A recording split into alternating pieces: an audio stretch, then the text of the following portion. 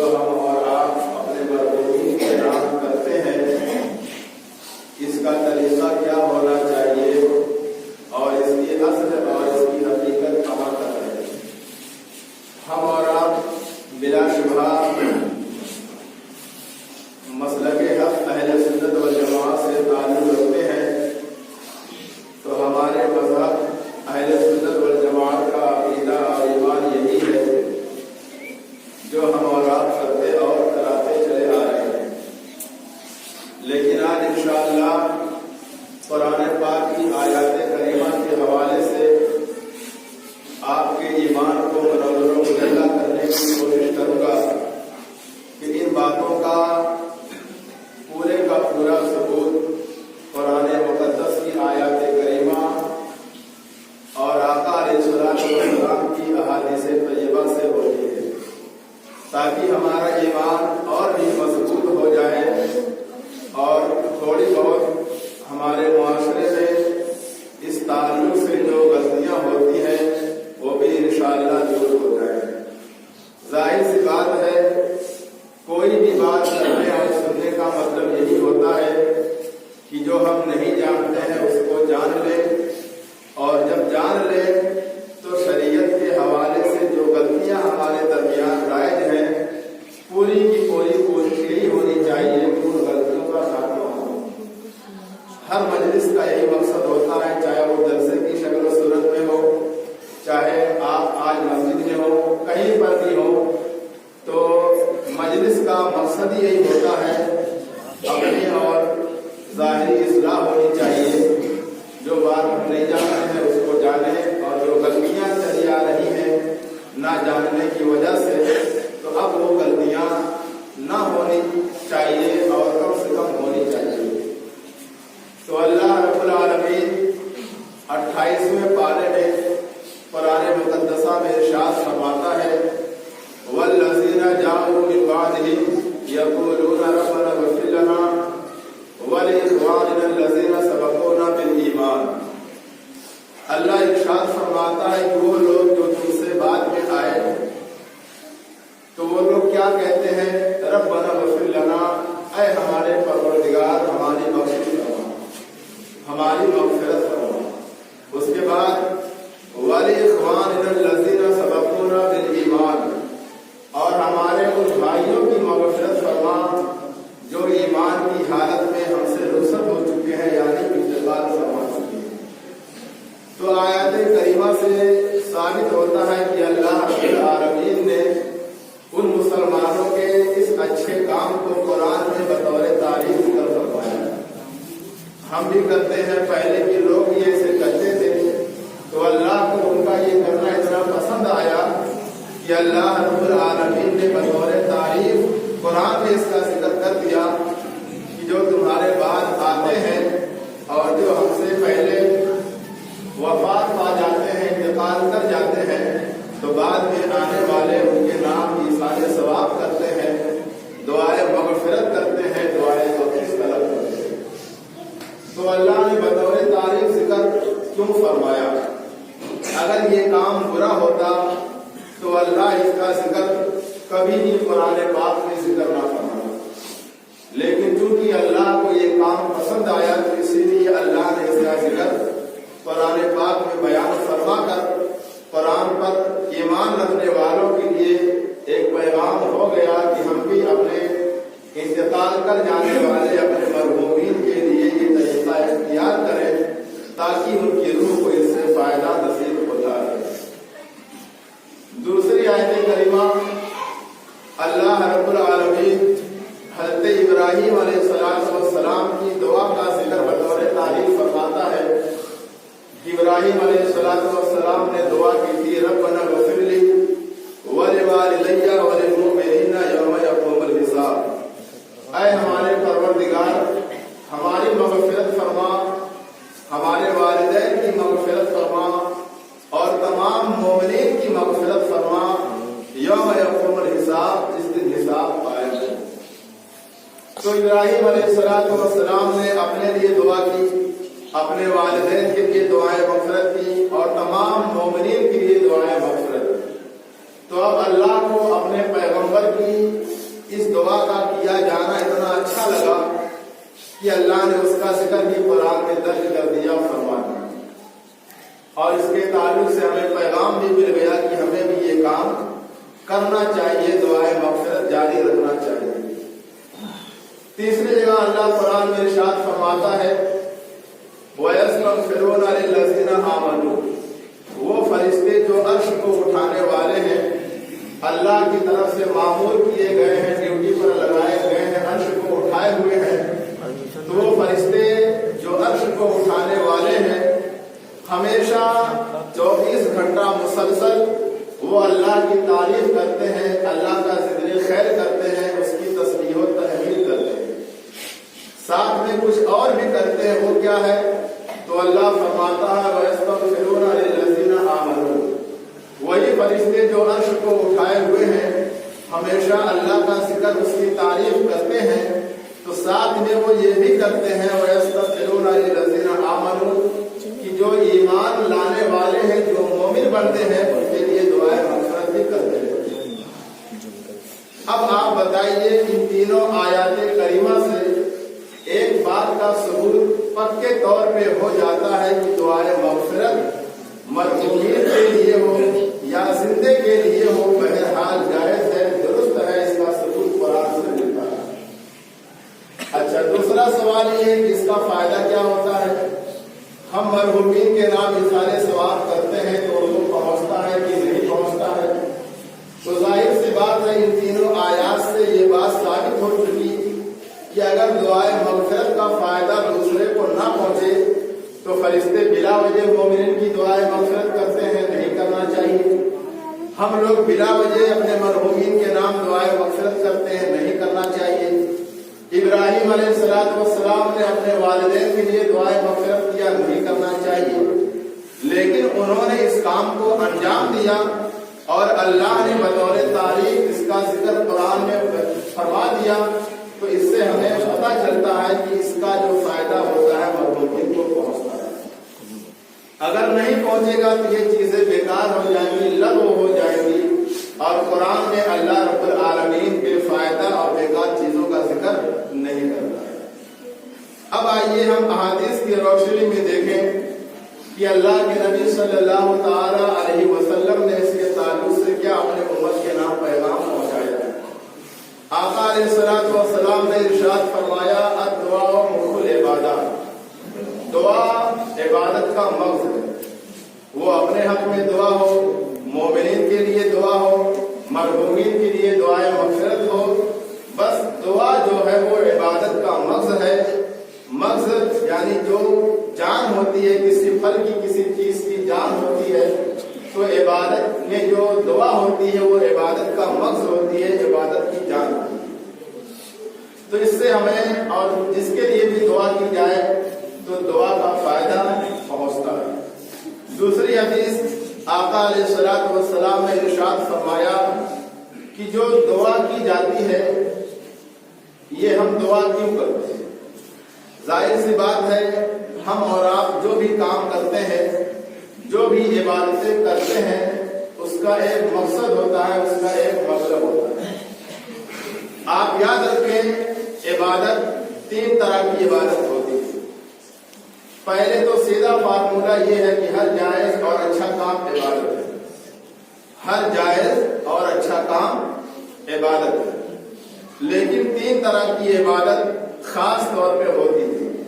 ایک بدنی عبادت، یعنی وہ عبادت جس کا تعلق بدن سے ہوتا ہے، نماز پڑھنا، روزہ رکھنا، تلاوت قرآن کرنا، اللہ کی حمد بیان کرنا، ان تمام عبادتوں کا تعلق بدن سے ہے، تو اس کو بدنی عبادت کا نام علماء کرام نے دیا ہے۔ دوسری عبادت مالی عبادت، یعنی وہ عبادت اس کا تعلق مال سے ہوتا ہے، ہم زکوٰۃ نکالتے ہیں، صدقہ خیرات کرتے ہیں، مال اور پیسے سے کسی کی مدد کرتے ہیں، یہ ساری عبادات مالی عبادات کہلائیں گی، یعنی اس کا تعلق مال سے ہوتا ہے۔ تیسری عبادت مرکب ہے، یعنی دونوں کا مجموعہ ہے، جیسے حج ہم کرتے ہیں تو حج میں مال بھی خرچ ہوتا ہے اور انسان کا بدن بھی تھکتا ہے. حج آسان نہیں ہے،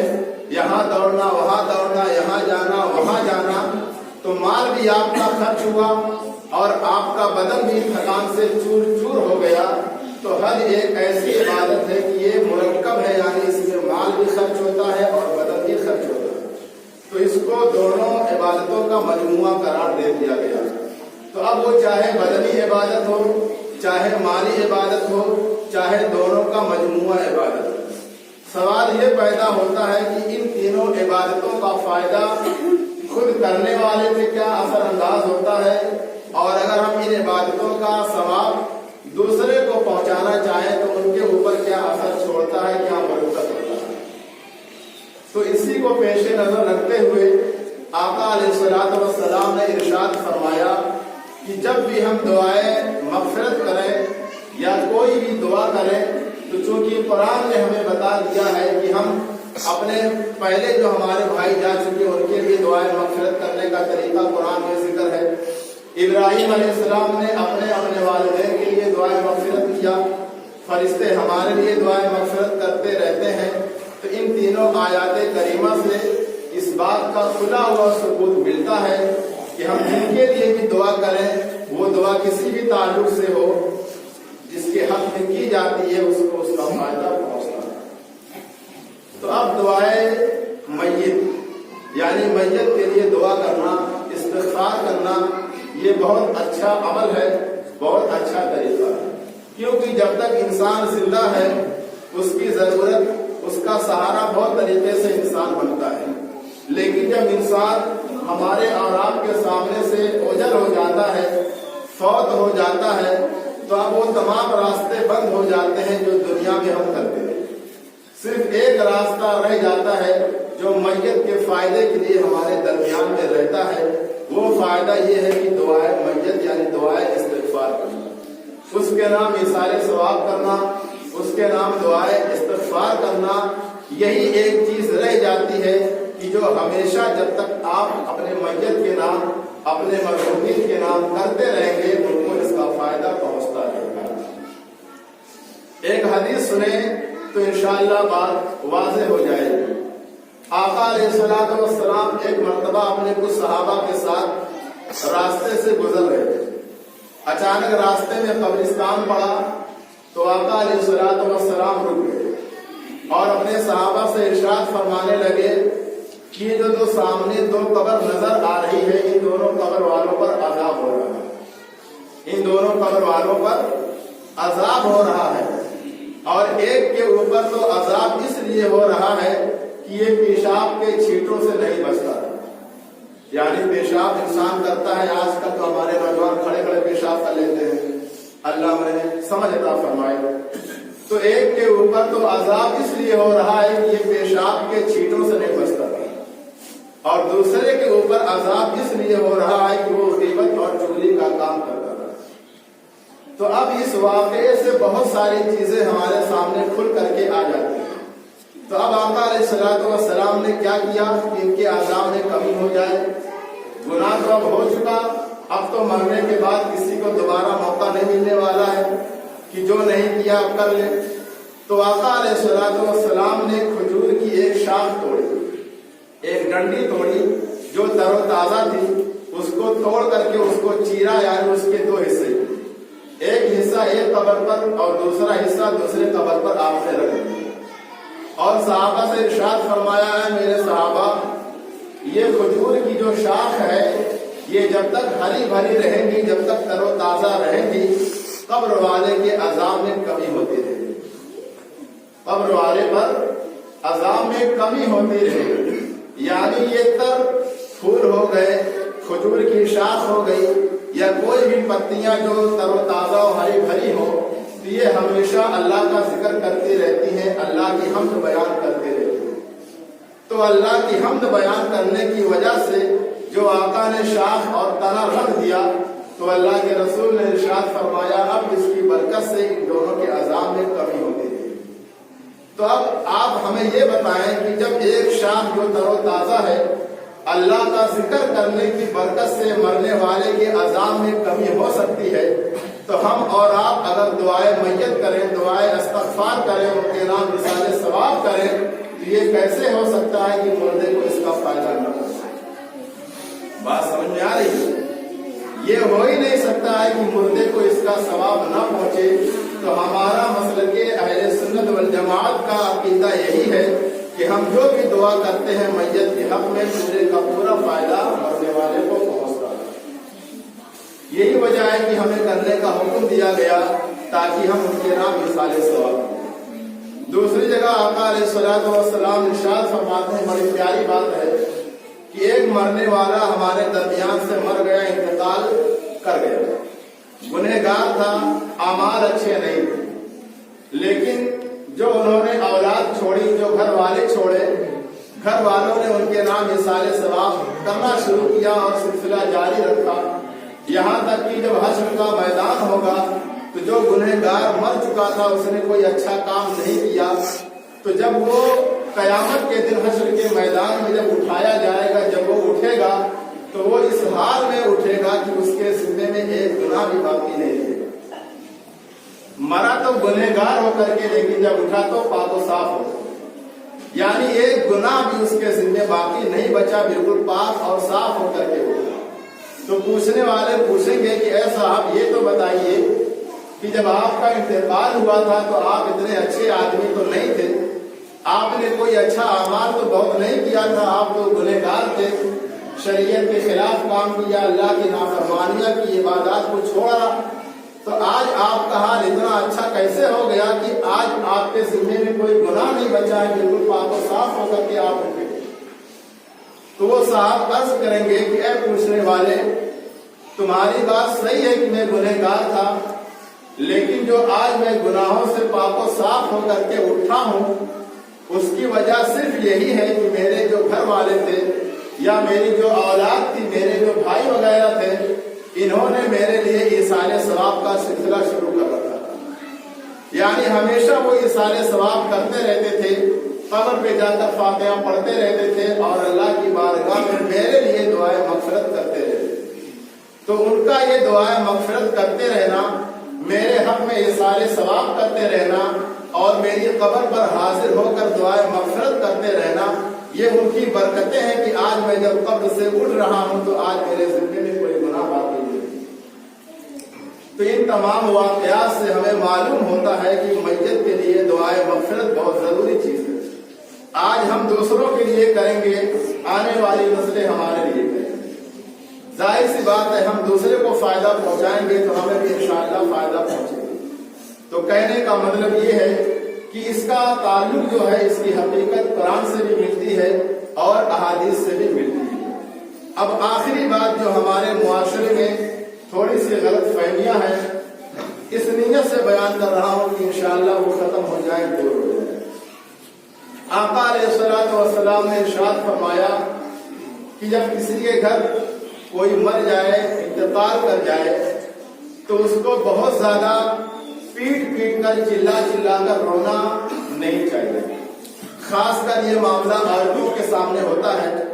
کہ وہ مرنے والے کا نام لے لے کر کے، اس کی خوبیاں بیان کر کر کے، اپنا ہاتھ پیر مار کر کے بلند آواز سے روتے ہیں۔ تو آج ہماری اور آپ کی ذمہ داری ہے کہ ہم آقا کی حدیث کو خود بھی سنیں اور اس پر عمل کریں اور اس کو بھی سنائیں، لوگوں کو بھی عمل کرنے کے لیے۔ اس حدیث کو آپ حدیث کی کتابوں میں دیکھ سکتے ہیں، اور فقیہ ملت مفتی جلال الدین احمد امجدی رحمۃ اللہ تعالی علیہ نے بھی اس کو لکھا ہے، اور خود یہ مسئلہ آپ کو بہار شریعت میں مل جائے گا۔ ان لوگوں نے بزرگان دین ارشاد فرمایا کہ جب میت ہوتی ہے اور ہم بلند آواز سے روتے ہیں، سینہ پیٹتے ہیں یا کچھ اور الٹا سیدھا کرتے ہیں، تو اس کام سے میت کو تکلیف ہوتی ہے، اس کام سے میت کو تکلیف پہنچتی ہے، لہذا ہمیں اور آپ کو چاہیے کہ ہم یہ سب کام نہ کریں۔ اب آپ کہہ سکتے ہیں کہ بھائی میرے گھر میت ہوئی ہے، کتنی تکلیف ہے میں جانتا ہوں، تو بلا شبہ حقیقت ہے۔ آقا علیہ الصلوۃ والسلام نے اس کا بھی طریقہ بتایا ہے۔ آپ کے زمانے میں ایک بچے کا انتقال ہو گیا تو آپ اس کی تعزیت کے لیے گئے، جیسے بچے پر آپ کی نظر پڑی تو آپ کی آنکھوں سے آنسو کے قطرات جاری ہو گئے۔ تو چونکہ آپ نے رونے سے منع فرمایا تھا تو صحابہ نے بھی وہی سوال آپ کے اوپر عائد کر دیا کہ یا رسول اللہ، آپ نے تو ہمیں رونے سے منع فرمایا ہے اور آج آپ کا حال خود ہے کہ آپ اس بچے کو دیکھ کر رونے لگے۔ تو آقا علیہ الصلوۃ والسلام نے ارشاد فرمایا کہ تم نے سمجھا نہیں، جو آواز کے ساتھ روئے، بلند آواز کے ساتھ روئے، وہ رونا شریعت نے منع کیا ہے، لیکن جو خاموشی کے ساتھ ہو، دل کی تکلیف کی وجہ سے ہو، محبت کی وجہ سے آنسو آپ کی آنکھوں سے ٹپک جائیں، نکل جائیں، اس کی شریعت نے اجازت دی ہے۔ یعنی جو منع کیا گیا ہے وہ ہاتھ پیٹنے سے، ماتم کرنے سے،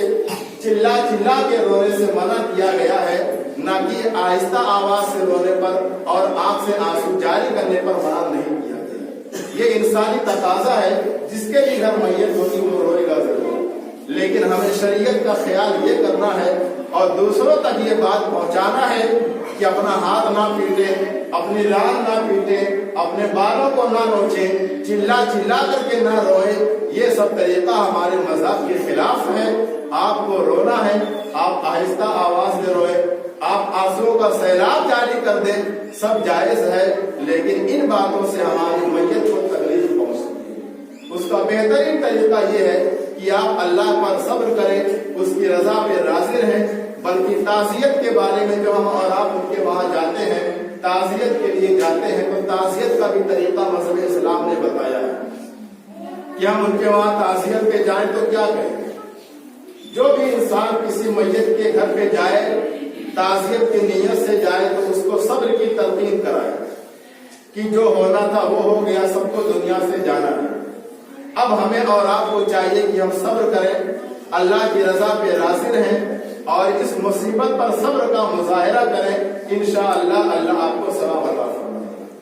تو یہ تعزیت کے الفاظ بھی احادیث کریمہ میں بتا دیے گئے ہیں، تو ان تمام باتوں کا ہمیں خود بھی خیال کرنا ہے اور دوسروں کو بھی یہ عمل کرانا ہے۔ اللہ رب العالمین کی بارگاہ میں دعا ہے کہ جو کچھ بیان ہوا اس پر ہم تمام کو عمل کرنے کی توفیق عطا فرمائے، آمین۔